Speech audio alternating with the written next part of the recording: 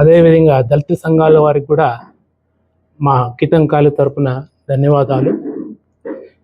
ఈరోజు జరిగిన పరిణామాలు వినడానికి మా దాకా వచ్చిన మిత్రులందరికీ నా యొక్క నమస్కారాలు. ఈ జరిగిన సంఘటనలు చాలా బాధ పెట్టాయి. మా వాయిస్ వినడానికి ఎవరూ రాలేదు. ఈరోజు మీరంతా మా వాయిస్ వినడానికి వచ్చారు. చాలా సంతోషంగా ఉంది నాకు.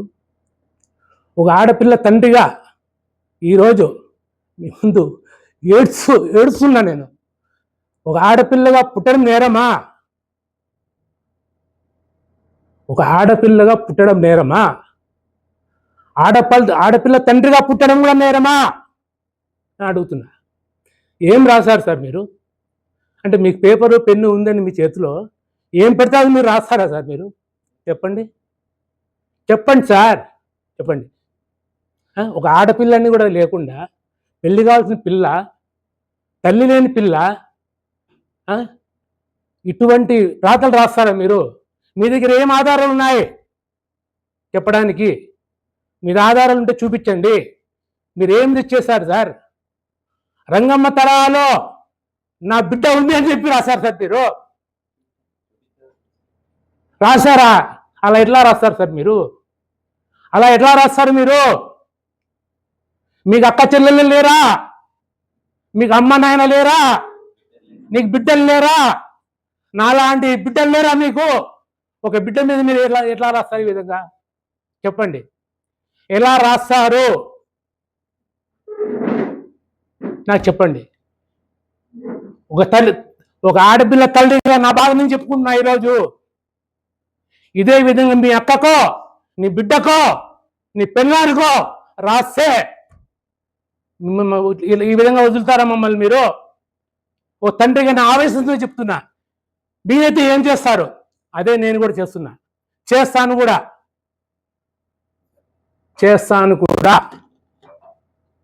లీగల్గా ఎక్కడ దాకా పోవాలో నా బిడ్డ కోసం నేను పోతాను. చావడానికి రెడీ నా బిడ్డ కోసం. నేను ఇంత బాధ పెడతారా మాకి? ఆడపిల్లలు పిల్లలు చదువుతున్న కాలేజీ మీరు ఏ విధంగా రాశారు? ఆ తీమాది ఏం రాశారు చూపించండి. చదివి వినిపించదని ఏం రాశారు? నేను చదువుకోలేదు, నా బిడ్డలు చదువుకున్నారు. 10 మంది ఆడపిల్లలు నేను చదివిపిస్తున్నా ఉచితంగా. ఇదే మా తప్ప? మాది ఇది చేయడం మేము తప్ప అని ప్రశ్నిస్తున్నాను సార్ నేను. ఏం రాస్తారు చూడండి ఒక తూరి. మీకు అక్క చెల్లెలు లేరా? బిడ్డలు లేరా? చదివి వినిపించమ్మా, చదివి వినిపించు.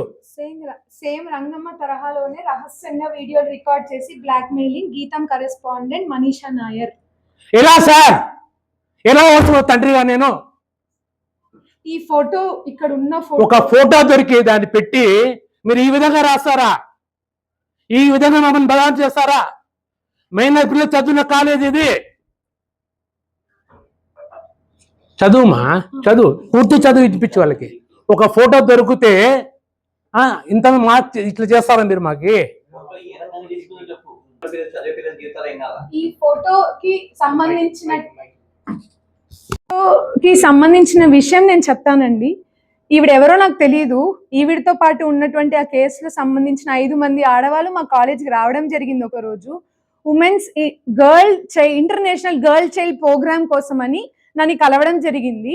ఆ గర్ల్ చైల్డ్ ప్రోగ్రామ్ లో ఆ టీచర్లు ఎవరో, అందులో ఉన్నటువంటి 5 వ్యక్తుల్లో ఒక ఆవిడ మా టీచర్ అండి. నేను చదివే టైంలో శ్రీ చైతన్య స్కూల్లో ఆ టీచర్ తెలుసన్న ఒక ఉద్దేశంతో ఆడపిల్లల దగ్గరికి నేను పంపానే తప్ప మేము ఎవరిని పడితే వాళ్ళని అలో చెయ్యము.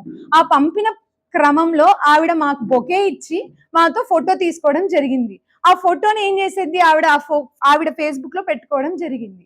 ఆ ఫేస్బుక్ లో పెట్టుకొని ఆ ఇష్యూ ఏదైతే ఆవిడ పర్సనల్ ఏదైతే ఇష్యూ నడుస్తుందో హాట్ టాపిక్ గా, అందులో వచ్చినటువంటి క్రమంలో ఈ ఫోటో బయటికి వచ్చిందండి.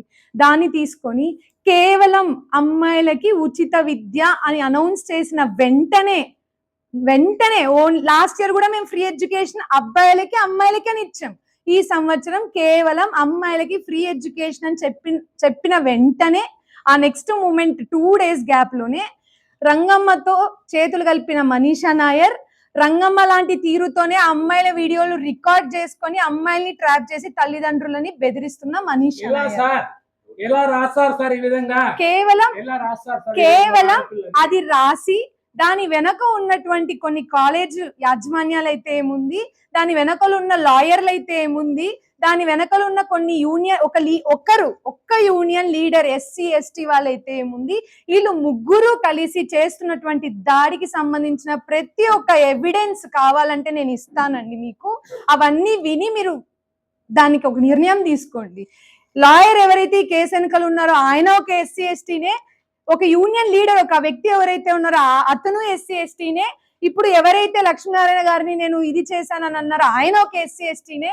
ఈ ఎస్సీ ఎస్టీ అనే దాని యొక్క పవర్ ని చేతిలో పట్టుకొని మమ్మల్ని బెదిరించి బ్లాక్ మెయిల్ చేసినటువంటి తరహా మీకు నిజంగా నేను ప్రతి ఒక్కటి ఎవిడెన్స్ ఇస్తాను. నేను ఎవిడెన్స్ లేకోకుండా జస్ట్ అందరూ ఇంతకు ముందు లాస్ట్ 2 days నుంచి ఒక వైపే చూసేసి కాలు పట్టించుకుంది అని అన్నారే తప్ప రెండో వైపు మాది వినలేదు. ఇఫ్ ఇన్ కేస్ మేము నిజంగానే కాలు పట్టించుకునేకి వాళ్ళ ఇంటికి వెళ్ళి కొట్లాడి రౌడీలని తీసుకొని వెళ్ళి నేను దౌర్జన్యం చేశాను అన్నారు కదా, చుట్టుపక్కల వాళ్ళు గాని ఒక 100కి డైల్ చేయలేకపోయారా? ఒక్కరు మేము అంత దౌర్జన్యం చేసినప్పుడు ఒక్కరైనా 100కి డైల్ చేయొచ్చు కదా, వాళ్ళు చెయ్యలేదే. మరి కొట్టాము అని అంటున్నారు. కొట్టిన తర్వాత వెంటనే ఎవరైనా ఏం చేస్తారండి? వాళ్ళ తప్పు లేదన్నప్పుడు పోలీస్ స్టేషన్కి వెళ్ళి కంప్లైంట్ ఇవ్వాలి కదా, మరి ఇయ్యలేదే. ఇవ్వకపోగా ఆ రోజు సాయంత్రం ఏదైతే ఉందో ఆ రోజు సాయంత్రం ప్రెస్ క్లబ్ కి నేను వస్తాను అని చెప్పి గ్రూపుల్లో మెసేజ్ వచ్చిందండి మీ అందరికి. అంతవరకు సైలెంట్ గా ఉన్నప్పుడు వెంటనే నేను ఎప్పుడైతే ప్రెస్ క్లబ్ కి వస్తాను అని చెప్పిన వెంటనే ఈ వీడియోని బయటికి రిలీజ్ చేసేసి ఏదైతే నిజం నేను చెప్పాలి బయటికి అని అనుకున్న దాన్ని చెప్పనీకోకుండా, ఆ ఎవిడెన్స్లు చూపీకోకుండా, మేము పడిన బాధ, వాళ్ళు మమ్మల్ని పెట్టినటువంటి బ్లాక్ మెయిలింగ్స్ ఏవైతే ఉన్నాయో అవి మేము బయట పెట్టకూడదని ఒక రీజన్ తో దళిత సంఘాలని, మీడియా వాళ్ళందరి యూనియన్స్ ఎవరైతే ఉన్నారో వాళ్ళిద్దరిని ఒక సాఫ్ట్ కార్నర్ ఒక కీ లాగా వాడుకొని ఆ వీడియోని నేను ప్రెస్ మీట్ క్లబ్కి వచ్చేలోపు రిలీజ్ చేశారు. ఒకవేళ ఇఫ్ ఇన్ కేస్ అందులో నేను తప్పే చేసుంటే ప్రెస్ క్లబ్కి వచ్చి నిలబడే అంత అవసరం నాకు ఏముంటుందండి? ఒకవేళ నేను తప్పు చేసింటే అక్కడ నిలబడితే అప్పుడైనా మీరు ఇదే కదా చేస్తారు, ఆ రోజైనా. ఒకవేళ నేను తప్పు చేయలేదు కాబట్టే కదండి నేను వచ్చి అక్కడ నించున్నాను. ఆడ కూడా నేను మీ అందరి మీద ఎవరి మీద ఏమీ మాట్లాడలేదు. నాది వినండి అని మాత్రమే అడిగానే తప్ప అక్కడ ఉన్న ఎస్సీ ఎస్టీ సంఘాలైతే ఏముంది, యూనియన్ మిత్రులైతే ఏముంది, అందరూ కలిసి బాయ్కాట్ అని అందరు నా మీద దాడి చేశారు. దాడి చేసిన దానికి మేము బయటికి వచ్చేసాం. వచ్చిన వెంటనే మేము ఇంకా అక్కడ ఉన్న పోలీస్ వాళ్ళు వెళ్ళిపోండి అని అంటే మేము కారు ఎక్కి వెళ్ళాలనుకున్నాం. ఇంకా కారు ఎక్కి వెళ్ళేటప్పుడు కూడా అందరూ చుట్టుముట్టి కారు మీద దాడి చేశారే. ఇంకా నేను కారులో నుంచి పోకోకుంటే అక్కడే ఉంటే ఏమవుతుందండి? దాని కూడా కారు మీడియా మిత్రుల మీద అందరి మీద దౌర్జన్యంగా ఎవరో వాళ్ళ వెనకున్న రాజకీయ నాయకులని అందరినీ చూసుకొని కారు ఎక్కించి రౌడీ లాగా వెళ్ళిపోయింది, మమ్మల్ని అందరిని చంపడానికి వచ్చింది అని ఏదేదో రాశారు. ఈ రోజు నేను మిమ్మల్ని ఒకటే అడుగుతున్నా, అదే ప్రెస్ క్లబ్ కు మేము వచ్చినప్పుడు మా రెండో వాయిస్ మీరు వినుంటే, మా బాధను కూడా మీరు వినుంటే, మా దగ్గర ఉన్నవి కూడా మీరు వినుంటే, ఈ 2 రోజుల నుంచి ఒక అమ్మాయి పట్టించుకుంది అని 5 ఏళ్లుగా 30 ఏళ్ళండి నాకు, 30 ఏళ్లుగా నేను కాపాడుకొని వచ్చినటువంటి నా మర్యాదని 2 నిమిషాల రోడ్డుకి ఈడ్చేశారండి మొత్తం. ఇప్పుడు నేను మీకు ఇంకా టైం ఉంది అని అంటే మీకు ఇప్పుడు 2 రికార్డింగ్లే వినిపిస్తాను. అలాంటి రికార్డింగ్లు 100 ఉన్నాయి. నేను ఆయనను బతిమలాడుకేండేటివి ఇలాంటివి చెయ్యొద్దని అన్నా, మీకు దయచేసి ముక్కుతున్నా, మేము రెప్యుటేషన్ తో ఉండేవాళ్ళమని ఎన్నిసార్లు ఆయనను బ్రతిమలాడినామో మీరు చూడండి. ఇంకా ఎంతని బ్రతిమలాడినా కూడా ఆయన ఒకటే తీరు, నాకు డబ్బులు ఇవ్వండి, మీరు ఏమన్నా చేసుకోండి, నాకు కావాల్సిందే అని అన్నాడు. ఆ రికార్డింగ్ లో కూడా మీకు వినిపిస్తా. ఇదే మీడియా మిత్రులు మీ అందరి గురించి కూడా ఆయన ఏం మాట్లాడాడో కూడా మీరు వినాలని నేను కోరుకుంటున్నాను. మీరు ఓకే అంటే నేను వినిపిస్తాను. అయినా సోదరులారు ఇంకొక విషయం నేను చెప్తున్నాను.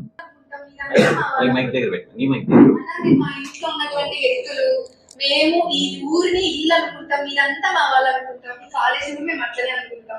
మీ కాదు ఏమని చేస్తాం,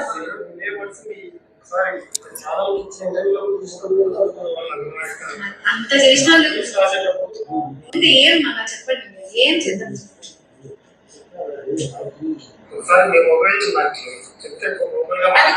అన్ని అక్కడే ఉంది, అన్ని అవే 3 వాళ్ళ దగ్గరికి ఇచ్చి పంపిన ఛార్జింగ్. మేము కొన్ని వందల సార్లు బ్రతిమిలాడుకున్నాం. ఒకసారి మనం పేపర్కి వెళ్ళి మా మీద రాసినటువంటి అన్నీ కూడా మీరు ఒకసారి చూడండి. బ్లాక్ మనీని వైట్ మనీగా మారుస్తున్న గీతం కాలేజ్ ఎవిడెన్స్ ఉందా అండి? ఎవరో మెడికల్ స్టోర్ అతను 5 కోట్లు పెట్టి అతనితో తీసుకొని రోడ్డుకి వేసేసిన మనీషా నాయర్, రంగమ్మ తరహాలోనే ఇలా ఉన్న మనీషా నాయర్, ఆవిడ దౌర్జన్యానికి ఇట్లాంటి ఆవిడ్ని ఊర్లోంచి వెలేయాలి. ఎందుకు వెలేయాలండి? మీరు దందా చేస్తున్నారే ఇప్పుడు నా మీద, మీరు లేనివన్నీ బయటికి వేసి డబ్బులు డిమాండ్ చేస్తున్నారే. నాలాంటి అమ్మాయి వెలివేయాలా, లేకపోతే ఇట్లా మీ చేతికి ఉన్నటువంటి ఒక మంచి పవర్ ని మంచిగా యూజ్ చేసుకోకుండా బ్లాక్ మెయిల్ చేస్తున్న లాంటి నీలాంటి వాడిని వెలివేయాలా అని అడుగుతున్నా నేను ఈరోజు. ఇప్పుడు ఫస్ట్ దీని అన్నిటికన్నా ముఖ్యంగా నేను మీకు చెప్పాలనుకుంటుంది, ఎస్సీ కానివ్వండి మీ దెబ్బతినుంటే నన్ను క్షమించండి నేను ఇస్తున్నా. కానీ అందులో జరిగినటువంటి విషయం ఏంటంటే ఈ ఎవిడెన్స్లన్నీ నాతో ఉన్నాయి. మేము బయటికి వచ్చి ఎస్సీ ఎస్టీ కేసు పోలీస్ స్టేషన్లో అయినా కానీ మీ దగ్గరికైనా కానీ వచ్చి మేము మాట్లాడొచ్చండి. కానీ ఆయన వేసిన న్యూస్ గురించి నేను వచ్చి బయట మాట్లాడితే అప్పుడు ఇంత చిన్నగా ఉన్న హనీ ట్రాప్ కాదు కదండి అది. అందులో ఎంతో మంది పోలీసులు ఎంతో మంది వాళ్ళు బయటికి వస్తున్నారు. అలాంటి టైంలో నేను వచ్చి ఇలాంటి దాంట్లో మనీషా అనే అమ్మాయి పేరు హైలైట్ అయితే ఆవిడ అట్లే చేసి వచ్చిందేమో అనే మాట్లాడుకుంటారే తప్ప బయట ఇంకేం జరుగుతుందండి? కేవలం ఆ రీజన్ తోనే ఆయన కూర్చోపెట్టుకొని సామరస్యంగా మాట్లాడుకోవాలనుకున్నాను కాబట్టి ఆయన ఇంటికి వెళ్ళాను. నేను ఆయనని ఇక్కడికే రమ్మన్నాను, కానీ ఆయన ఇక్కడ వద్దు మీరే రండి అన్నాడు. ఆ రికార్డింగ్స్ అన్ని కూడా నేను మీకు ఇస్తానండి.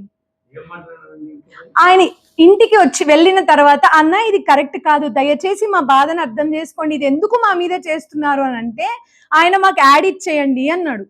సరే అన్న యాడే కదా, యాడ్ కోసం ఇంత చేస్తున్నావే, ఒక ఆడపిల్ల బాధ నీకు అర్థం కావట్లేదు, ఏది పడితే అది మీరు మాట్లాడతారా అని అంటే ఆయన ఏమంటున్నాడంటే సరే మేడం అయిపోయింది మీరు యాడ్ ఇవ్వండి 3 లక్షలకి అని అన్నాడు. సరే ఇప్పుడు నేను ఇచ్చే ఆ 3 లక్షలు కూడా నేను నీకు యాడే ఇస్తాను, మీరు తీసుకోండి, ఇప్పుడు నాకు జరిగినటువంటి డ్యామేజ్ కి మీరు నాకు ఏం న్యాయం చేస్తారు అని అడిగానండి.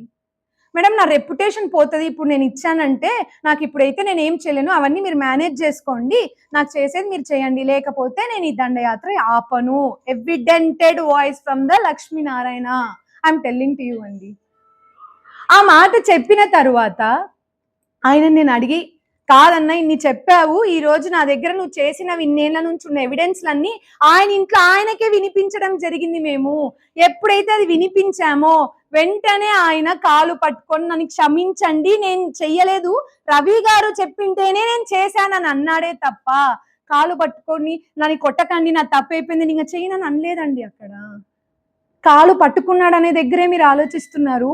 ఏ తప్పు లేనివాడు కాలు పట్టుకోవాల్సిన అవసరం ఏముంటుంది? నేను అడుగుతున్నాను. నేను ఇప్పుడు ఆడ తప్పులు ఉన్నాయి, ఆయన మా మీద చేసిన ఎవిడెన్స్లు మా దగ్గర ఉన్నాయి కాబట్టి అవి బయటికి వస్తాయి అని చెప్పి ఇప్పుడు మేమెట్లా సామరస్యానికి పోయి కూర్చొని మాట్లాడాలనుకున్నామో అదే దాన్ని ఆయన మమ్మల్ని మాతో కూడా కాలు పట్టుకొని క్షమాపణ చెప్పారు. ఆ వీడియోని మీరు పరిశీలించండి ఇంకొకసారి 10 సార్లు. ఇక్కడ పక్కన ఉన్నటువంటి వాళ్ళందరూ కూడా నా పేరెంట్స్, నా ఎంప్లాయీసే. వాళ్ళందరినీ మీరు ఆగండి అనే అన్నానే తప్ప మీరు వెళ్ళి కొట్టండి అని నేను అనలేదండి. ఆ వీడియోలో మీరు ఆగండి అన్నాను. అంతలోపు వెంటనే ఆయన నా కాలు పట్టుకొని నాది క్షమాపణ అయిపోయింది, నేను తప్పు చేశాను, నేను తప్పు చేయలేదు, రవి గారు చెప్పింటే నేను చేశాను అని అన్నారు. అప్పుడు నేనేమన్నా మరి ఇది తప్పే కదా మీరు ఎలా రాస్తారు, ఇది నిజమే కదా అని మాత్రమే అడిగానే తప్ప అందులో నా కాలు పట్టుకో అని అడగలేదు, కాలు పట్టుకుని క్షమాపణ చెప్పు అని నేను అడగలేదు, ఆయన కులాన్ని దూషించి నేను ఒక పదాన్ని కూడా నేను వాడలేదు, అతను కాలర్ పట్టుకోనో లేకపోతే చంప మీద ఇట్లా కొట్టో కూడా నేను చెయ్యలేదండి. అందులో ఈ నిజాలు బయటికి వస్తాయని కేవలం దళితులు అనే ఒక రీజన్తో దీన్ని ఇంత దూరం తీసుకొచ్చారు. ఇప్పుడు నేను మిమ్మల్ని అడుగుతున్నా, అక్కడ ఉన్నటువంటి సంఘాలు అయితే ఏముంది, వాళ్ళ తల్లిదండ్రులు పిల్లలు అని అందరూ మీరు అంటున్నారు, వాళ్ళకందరికీ మేము క్షమాపణ చెప్తాము వచ్చి కావాలన్నా కూడా. మేము ఒకవేళ తప్పు చేశామని మీకు నిజంగా ఇప్పుడు కూడా అనిపిస్తే, మరి మాకు జరిగిన ఈ అన్యాయానికి మీ మీడియా మిత్రులు కానీ ఇదే ఎస్సీ ఎస్టీ సంఘాలు అయితేనేముంది మీరందరూ నాకేం న్యాయం చేస్తారో అని అడుగుతున్నా. ఇప్పుడు అది చేసిన దానికి మీరు నేను క్షమాపణ చెప్పడానికి నేను రెడీగా ఉన్నా. మరి ఒక పెన్ ఉంది కదా అని ఎటువంటి ఎవిడెన్సెస్ లేకుండా నా మీద ఇంత పెద్ద నింద కట్టి, మైనర్ పిల్లలు, కాలేజ్, ఇంతమంది ఎంప్లాయీలు, ఇక్కడ పనిచేసేటువంటి అందరూ ఆడపిల్లల మీద నింద కట్టారే, దీనికి మీరు అందరూ కలిసి నాకేం న్యాయం చేస్తారు అని అడుగుతున్నాను. ఇది ఎప్పుడైతే బయటికి వచ్చిందో అప్పటి నుంచి చావు తప్ప ఇంకేం కనిపించట్లేదండి మాకు. అదే ప్రెస్ క్లబ్కి వచ్చిన రోజు మీరందరూ నా వాయిస్ ఇన్నుంటే ఈ రోజు రెండు వైపులా విని ఒక్క న్యాయానికి వచ్చేవాళ్ళు. మేము చేసిన తప్పుకు మీరు శిక్ష వేయండి, వాళ్ళు చేసిన తప్పుకు మీరు శిక్ష వేయాలని మేము కోరుకుంటున్నామండి. దీన్ని మేము కోరుకుంటున్నాం.